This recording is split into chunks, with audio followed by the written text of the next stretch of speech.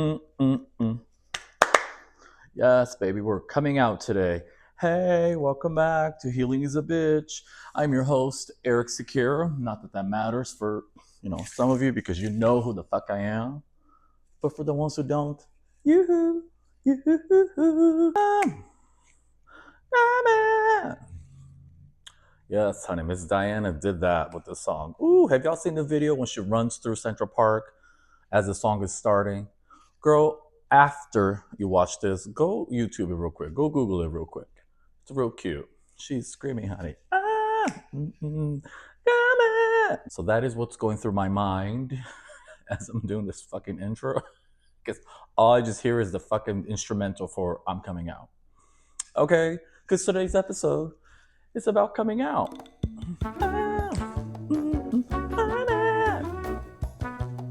Coming out.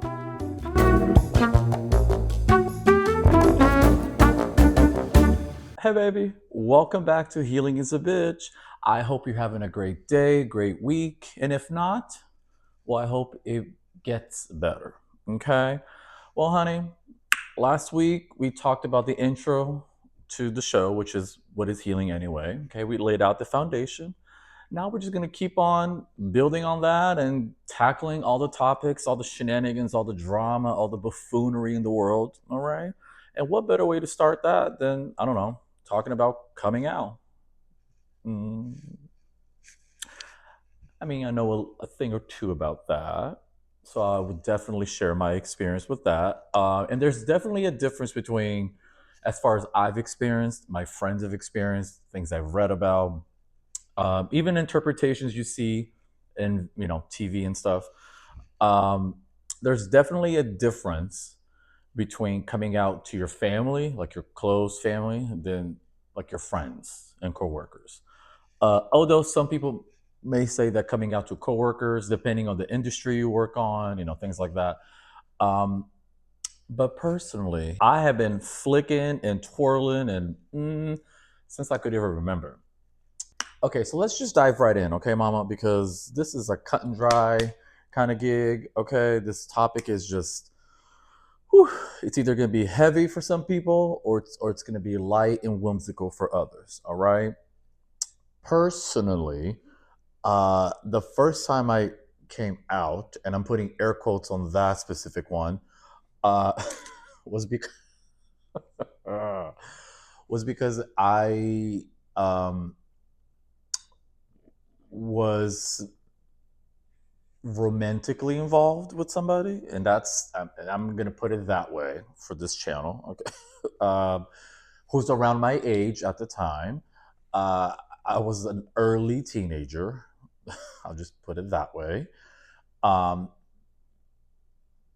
and it was somebody who was my friend, and we both realized that we um, liked each other more than friends, if that makes sense. Even though to our family and our friends, we had to put on a faces and be straight and yay girls, look at her titties.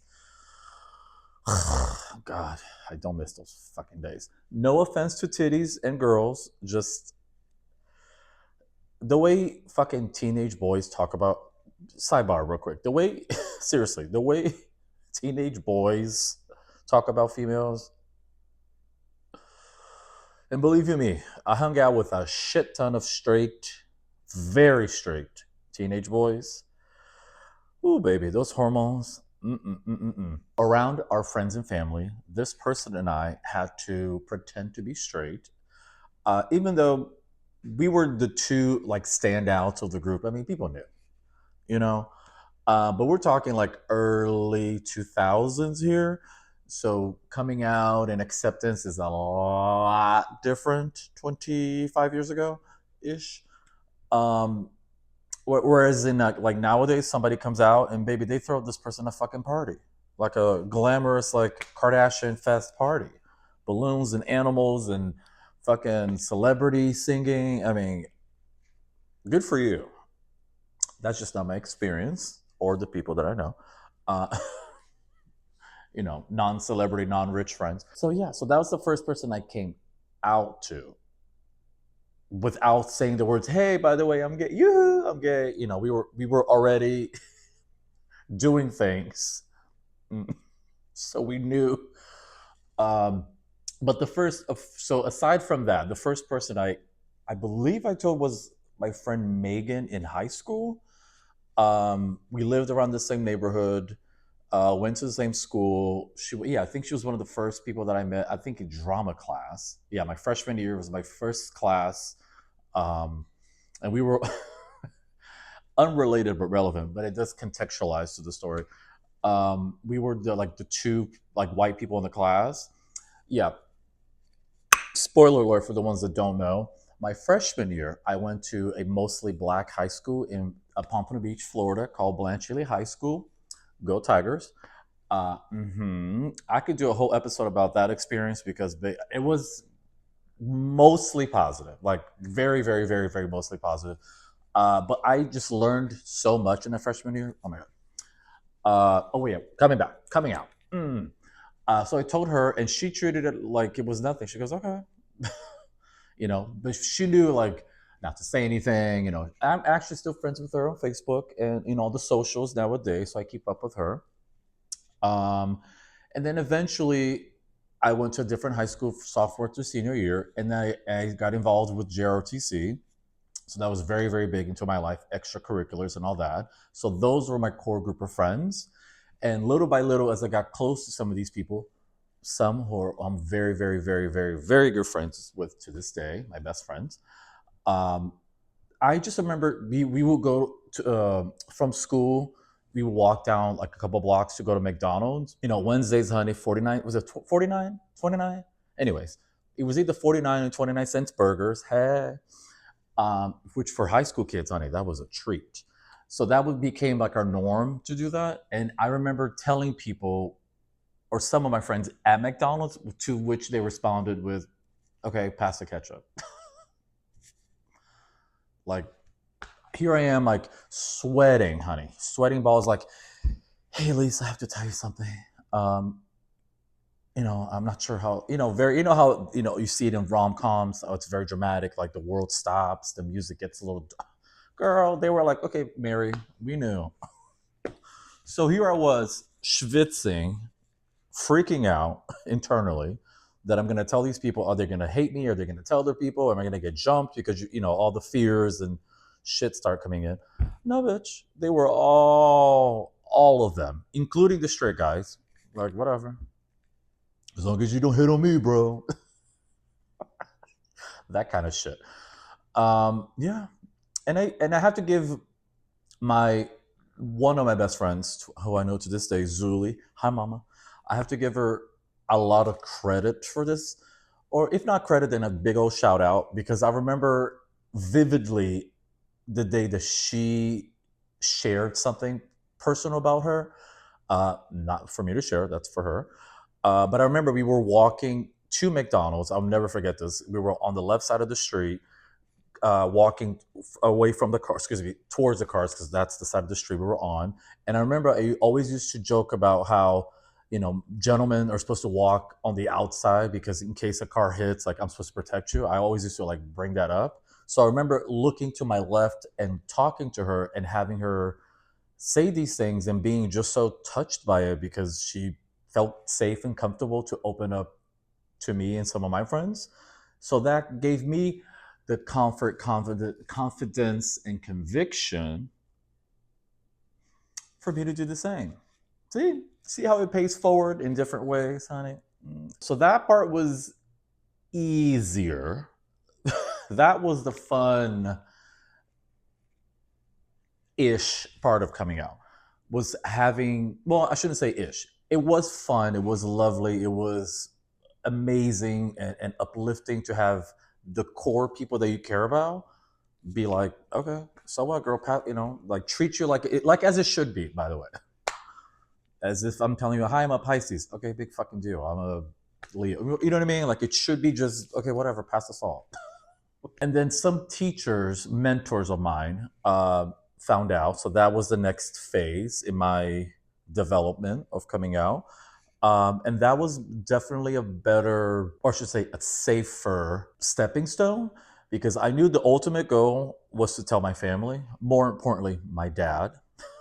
Again, quick little recall to the first episode for the ones that don't remember or don't know.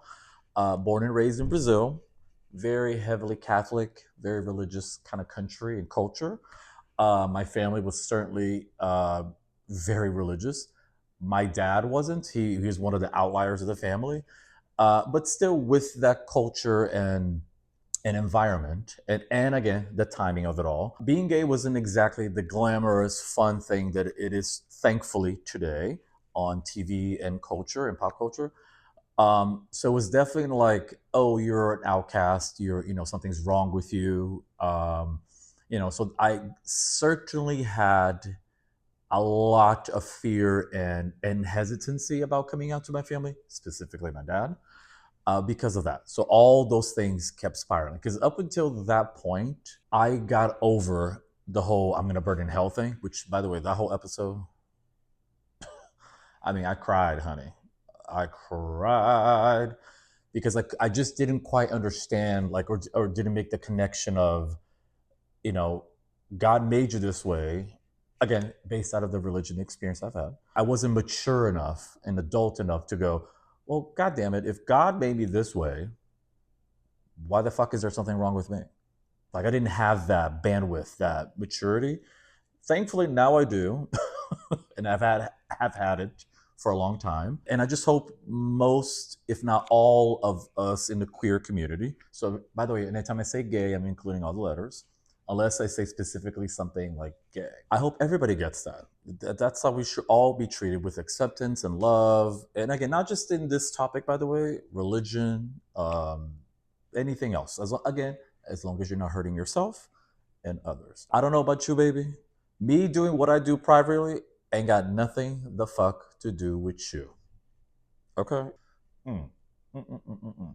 I mean, unless it's me and your man, but that's a whole different separate story for a whole other chapter and a whole other video. So back to coming out. Mentors, teachers. Oh yeah, actually, my ROTC teachers knew. Excuse me, instructors. They knew. They didn't give a fuck. We had a female instructor and a male instructor. The female instructor she certainly didn't give a fuck. She was very supportive and happy, and even privately would make jokes and things like that, which I'm sure helped, kind of just ground me and laugh about things, and love it. My male instructor, however, was a little older, a Vietnam War veteran. Thank you for your service. So his culture, mentality, his views of life were certainly very, very different. And actually, I never shared this with many people because this is supposed to be a fun, uplifting gig. So we're going to take just a dip in a serious moment real quick, because this is unrelated but relevant. That man actually saved my life. Mm-hmm. He did. I will never forget the conversation that we had, the things that he did for me, which he didn't have to do. I wasn't his son. I wasn't his family. I want to give this person, my instructor, and I'm going to say his name because his name should be said, because he's a wonderful, amazing person, Colonel Randall Osowski. That's right. He was my GRTC, SAI, Senior Army Instructor. I'm telling you, that man and I couldn't have been more different if we tried. As far as culture, religious views, life experiences, straight and gay, like taste in music, I mean, everything. We were just. But when it came to my mental health and just checking in on me, he was not just me, by the way. He was a mentor to, a lot of cadets, as any instructor should be. I don't know if it's because that sophomore year when I went to Monarch High School, it was the very first year the school opened. So we only had freshmen, sophomores, and juniors. We didn't have any seniors yet. So I don't know if because we were a first year class, and one of the first things I did before even school even started, and my best friends can attest to this. Bitch, we went on campus. We knew exactly where the RTC room was. Like, we got to know it. Especially the people that transfer from my old school into this one. We knew, like, oh shit, we're gonna be in our RTC together. Let's go check it out. And we did. We found out about the instructors, the class. I guess it's different because not many people go to a high school where where you go is the first year. So that's a very unique thing, and much less just have three classes instead of four, or excuse me, three grades instead of four. So we were a very tight knit group. So I guess that also helped with getting to know us better as far as our battalion. Because I think, God, if we had more than 100 people, I think that was lucky. I didn't even think we had 100 in all classes. He became a safe space, I should say. Even so, to the point. Oh no, actually, I'm not going to go into the story. It's so stupid, silly. Sorry, sorry. I just had a. Kids are so dumb. I just remembered something that I did in high school that I had to go into his office and apologize. That's right. She took accountability. I sure the fuck did. Um, should I talk about it real quick? All right. Well, just real quick on this. Well, I might as well make it a segment. Well, on this week's unrelated but relevant, still staying in ROTC high school, right? Y'all remember MySpace? I do. I used to call it the ruiner of lives. So MySpace, much like Facebook, well, when Facebook started, in your homepage dashboard, there was a section for you to do what the fuck was a bullet like a bulletin post? I think is what it was, and it's something that all of your friends could see and like add to it. So basically, like a community board, right? Some somebody we used to take different trips, local and statewide, to go to RTC competition. And in one of the trips, they would separate the boys and the girls. Girls were, by the way, were more foolish than the boys, and I mean foolish. I mean, y'all know who you were. Y'all know exactly who you were, honey. It was a those girls, baby. They were rebels. They were the ones sneaking out, smoking, like the shenanigans, right? Drinking. Yes, girls, I'm calling you out. The boys, we behaved. We did bro things, like such as, you know, fist bump each other. Um, talk about girls and cars, sports. Oh boy. Yeah, so the girls were the troublemakers. And one of the girls allegedly fell off the bed and broke her arm and had to be taken to the hospital. A mess. Back to the bulletin board.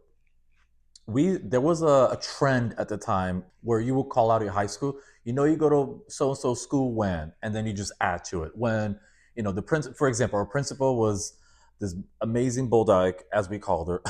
Can we say that? Can I say that? I can say that, right? Well, that's what we called her. Again, I'm going back to how we. This is what we said. Okay, so don't blame me now. This is what we said then. Okay, call it the bulldog on the. Kids are so dumb. We call her the bulldog on the on the bike because she really had like a Harley that she would eat like pep rallies and stuff. She would go into the gym with her fucking Harley. Coolest fucking professor, principal. We would say things like you go to monitor school when your bulldog principal shows up on a bike, like things like just unique, funny things about your school, right? Well, long story longer, right here, decided to be one of the cool kids and make it. Well, I don't think I started it, but my friends and I were involved. That we did you go to Monarch JRTC when, and then and then some of the things were silly, like when somebody breaks their arm in a competition, right? I said, "Wow, what the fuck did I say?" Oh crap, I can't even remember what I said now. Whoops. Uh-oh. What did I write? Not said. What I wrote. So this was for everybody to see. It wasn't anything like a girl blew a boy. It wasn't anything like that. But I hinted to something happening with the girls and the boys. Something like that, like sneaking. I forgot what it was. I forgot exact. My bad. Girl, that was over 20 years ago. So it wasn't anything like would the girls sneak out to kiss the boys? It wasn't that. It also wasn't like, oh, when so and so blows so and so behind a bleacher. Like it also wasn't that either. It was somewhere in that gray area, right? Cut to next day in school, Mary. It was like a fucking 90s 2000s rom-com in high school where people are like, have you heard? The whispers were whispering, the gossip was gossiping. And then, of course, my name got thrown in because you could clearly see that Erick Sakara wrote this and da da da. But somebody that was also in the thread, you know who you are, bitch. I'm not gonna call you out, but I know who you are. Thought she was doing the right thing and showed the instructors what we did. Mm-hmm. Mm-hmm. so before so before I could get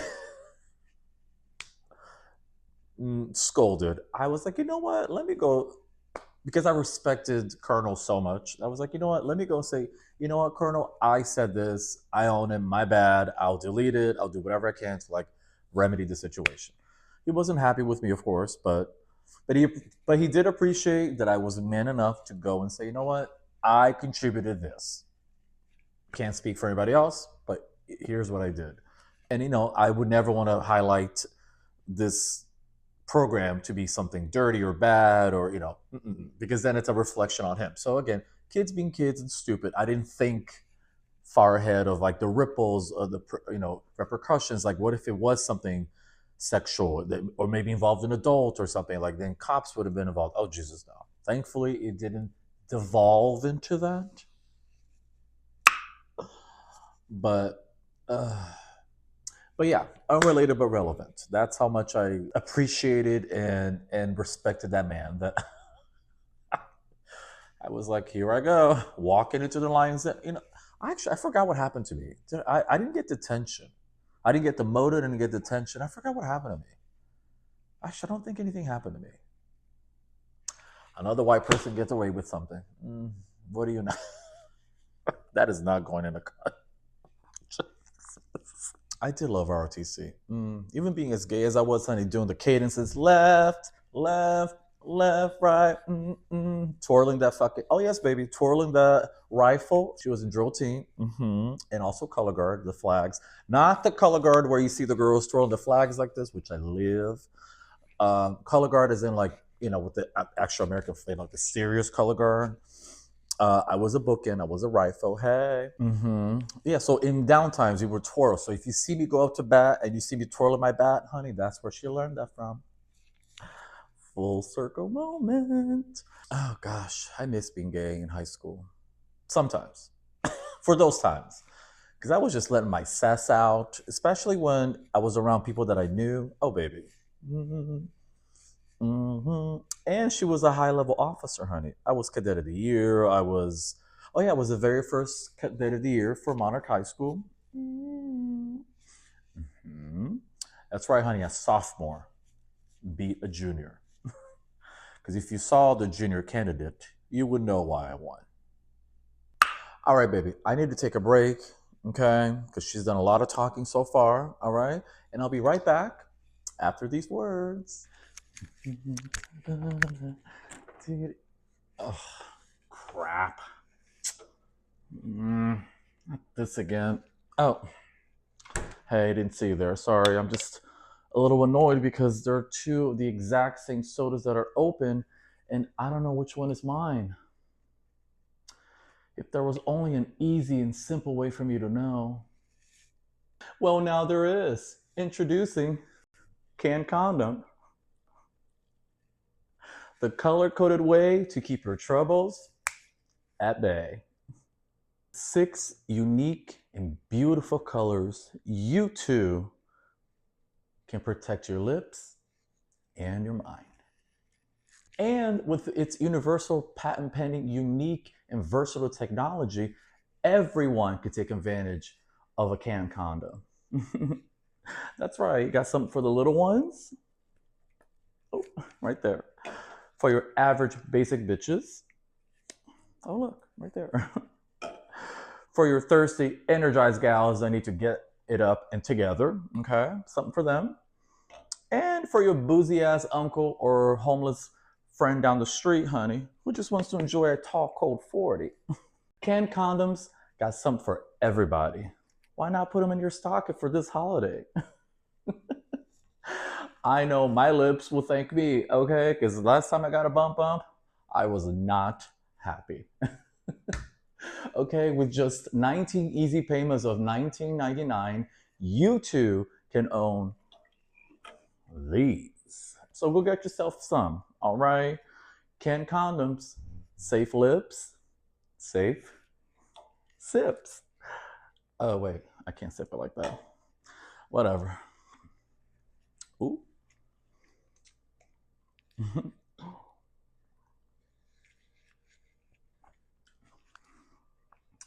Oh, I just spilled. Okay, so just to recap real quick. Telling my friends, easy squeezy. Telling some mentors, okay, we're so far so good there. Honey, now now we're gonna talk about G Day. Cue dramatic music. G Day, aka Gay Day, aka the day I came out to my family. Um, I don't remember the date, but I do remember what day it was. It was, we'll never forget it. It was my last day of my sophomore year in high school. Yeah, last day of school, right before summer break. We usually do family dinners, right? And right around that, we were having dinner. My dad looks at my brother and I and goes, I want to talk to you guys in private after this. We go back to our room. My brother and I shared a room at the time. And he closed the door, which to me signaled, because believe you me, baby, she was not all immature at that point. Okay. She had some sense to her. So I knew, I'm like, well, if he's closing the fucking door and having a conversation, this is going to be a serious gig, right? Well, he basically goes into like, we're getting older now, it's great that we're helping with our sister, but it would be even better if we could help around the house and maybe with bills if we could find jobs, right? Which would be difficult because we're immigrants. I was like, oh, this is the conversation? Okay. I'm like, until it went from that to him going, hey, Phil, do you mind leaving? I want to talk to Erick alone. Mary, I knew in my heart, body, and whole that was like, here we go. It was like, here we go. Again, didn't hint what he wanted to talk to me about. I just, honey, my gut feeling, my instinct was like, oh, this is it. My brother leaves. We're sitting legit like on opposite corners of the room because that's just the way our room was set up.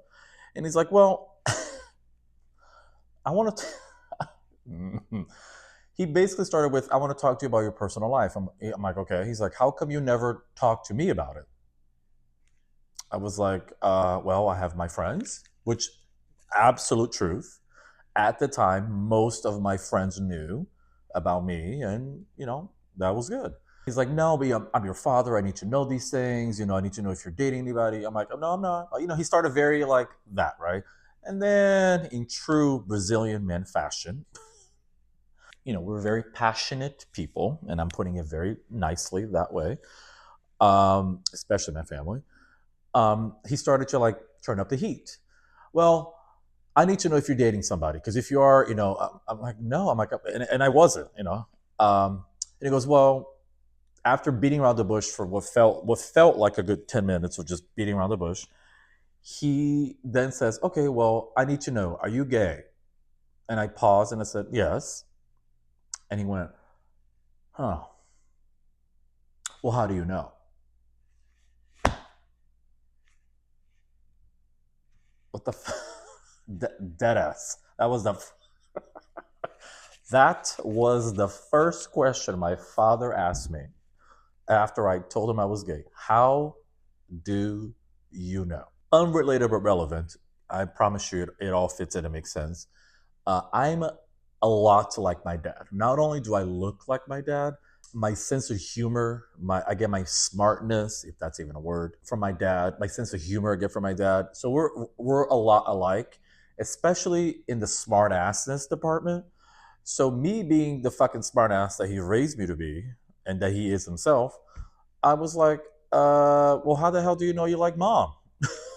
Because in my head, I'm like, you ain't gonna be that. I'm like, because to me, it was just as simple as you liking her. Like, it didn't, you know what I mean? It didn't need to be this crazy, ridiculous question. Well, that's a different story, right? And so then he didn't accept that, and he was just puzzled. He was butthurt. Actually, that's a better fucking way to put it. He was butthurt that I didn't tell him.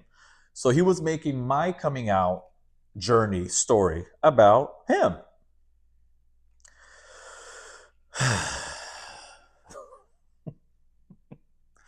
And also to add more contextualize, because context matters, my dad's a Leo. And if you know anything about Leos, their symbol is a lion for a reason, and lions represent pride. And I'll just leave it at that. The conversation starts getting a little more heat. The heat turned the fuck up in that room because he wouldn't budge from why I wouldn't tell him. It's just, again, understand I'm your dad. You need to tell me these things. Like, because why wouldn't you tell me? I was like, you know what? Let's try a different approach. Okay. Again, being a smartass that I was, I'm like, how can I? And mind you, I never thought about this, even though I feared this day coming, by the way. I never thought about, golly gee, what I'm gonna do to protect myself. How am I gonna get out of it? How do I explain it? Like I never like did a plan. I just freaked out and didn't want to do it. So I was going in blind, honey, in this gig. But this came to my mind because I thought of every single instance where he would see a gay person walking down the street. They were walking a certain way, maybe with a little earring. Oh, look at the little faggot walking down there. Ah, fucking gay people. They should just put them in an island, because people that have the same interests, they all get along, right? So just put them in an island. Oh yeah, said it just like that. Use the word faggot a lot. Look at just never said nice things when it came to gay people in public, right? And I heard this. I cringed when I heard these things. I hurt when I heard these things. Again, a reason number, I don't know what number, why I was hesitant to come out. So I was like, you know what? Why don't I use some of that experience in his words and twist it to see if maybe he's gonna, I don't know, fucking get it, right? So I turned to him and I said, okay, let me put it to you this way. If I liked a black girl, and I said it just like that, I was dating her, right? But you were a racist. And he's like, I'm not. I'm like, I know, because his father's black. Although I can imagine that people that have black members in their family can still be racist. However, our family, mm-mm. So I knew that racism would work on him, or should have worked on him, or anything related to that, because that's his lived experience of having multiracial parents and having to live with all the shit that he lived, right? Because coming out, and it's not the same thing as race, by the way, it's not. But I needed him to see that hurtful words don't exactly encourage support, right? So I looked at him and I said, okay, let's say I was dating a black girl, or I liked a black girl, but you said a lot of racist things. Black people are this, just I listed like very derogatory things, like black people, you know what I mean? Like, let's say you said and you felt those things, right? Do you think it's gonna make me, again, somebody, your son, who you love very much, right? You think your son is gonna want to bring a black girl into this house? He said, of course not. I said, exactly. That's the same thing. Not the same thing, but the same idea, right? Of, you said all these horrible, nasty, degrading, demeaning, horrible, unkind things about gay people, gay men specifically. And now I'm supposed to be like, hey, dad, I'm gay. No, bitch. No. But do you think that worked? He quadrupled down and was like, no, it's not the same thing. He always went back to, you should have told me no matter what. And at that point, I couldn't tell you how long that conversation was, but because that was like, I thought I had my ace in the hole. No pun intended. I thought, I'm like, oh, this motherfucker is gonna get it now. Oh, not again. We're gonna laugh about this one day. He's gonna hug me. We're gonna, it's gonna be a beautiful moment. Mm-mm. In typical Latino man fashion, the ego took over, the passion took over, the yelling took over. And then I was like, well, you know what? This is one of those moments in life you need to know when to abort the mission. And I sure the fuck did. I was like, you know what? I'm good. I just got up and left and cried my ass off in the bathroom. Mm-hmm. But I'm pretty sure, I don't know what the fuck my brother was doing, by the way, or where he was. But I'm sure the house could hear us. I'm sure the neighborhood could hear us because we were not exactly demure, quiet church mouses. Yeah, so that was that experience. But thankfully, my lovely mother, after I composed myself, I don't know how long I was in that bathroom crying.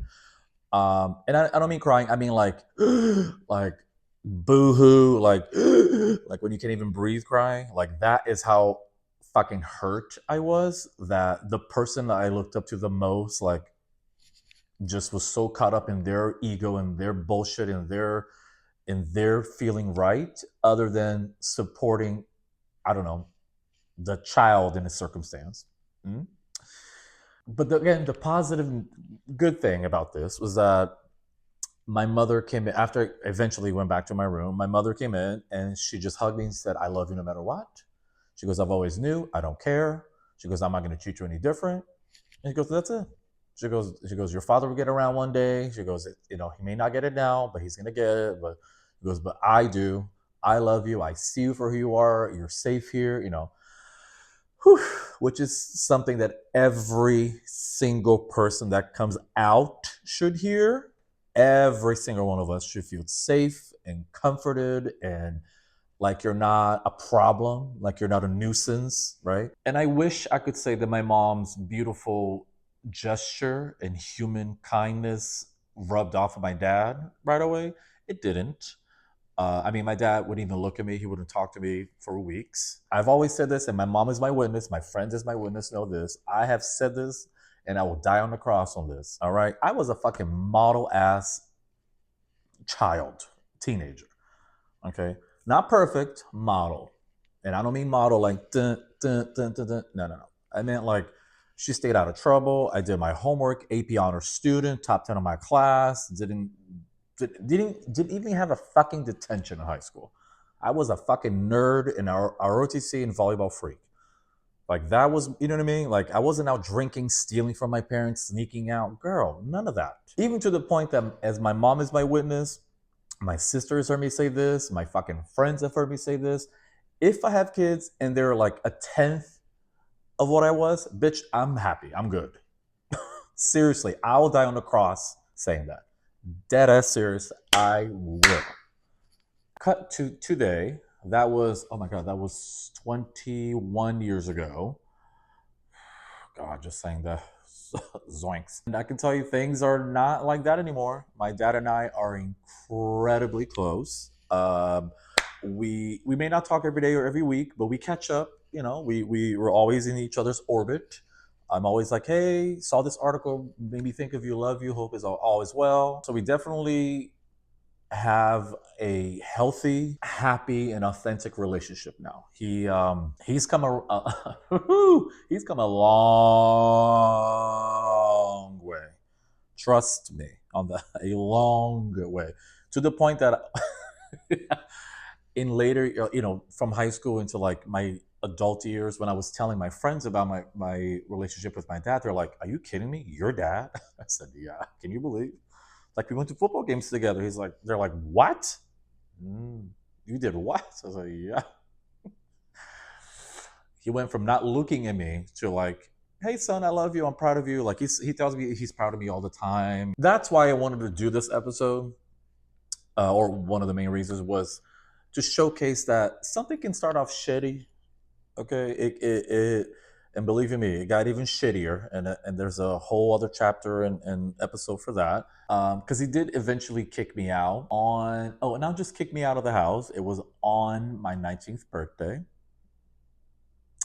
Yeah. So try being, undocumented at the time in this country with no other family, no other support, and having to literally figure out where you're going to live. No savings account, no, what the fuck is that thing? What is that thing called when you're, welfare? Is that what I meant? No.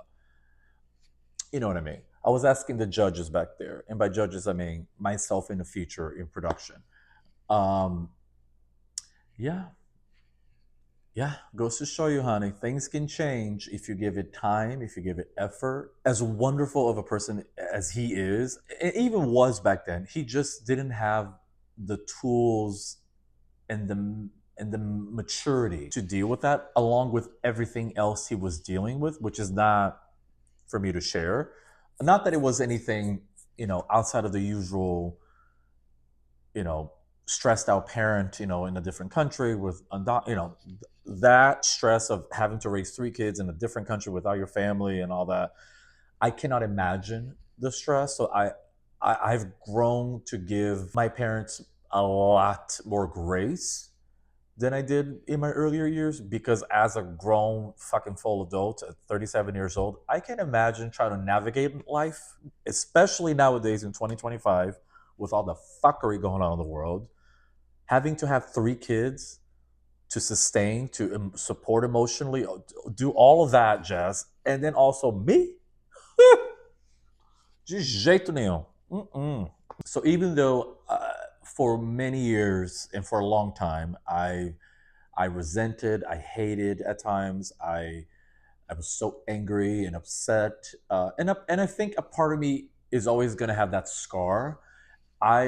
Thankfully, it just doesn't hover around me anymore like a dark cloud or like a big boulder on top of you. Um, I was able to cultivate tools. Guess through what? Through therapy. But yeah, coming out, highly suggested. And you know what? And my friends are witness to this too, baby, because I have been saying this like in the last like 2 years or so. I have legit said out loud and meant it feverishly. I love being gay. I do. I really do. It had, and has its challenges. But if there is such a thing as, another life, like you reincarnate, hell yeah, I want to be gay again. Absolutely. Absolutely. Too gay to function. But you know what does function, honey? This suitcase that's sitting over here. For now, I unpacked enough shit. So let me go ahead and get to y'all shit so we can unpack. All right. Let's go ahead and unpack some of your mess. And by mess, I mean your questions. All right, give it to me. I had to take those papers out of there because I was very tacky, honey. Okay. I'm just gonna pull the questions from the back, not from the back.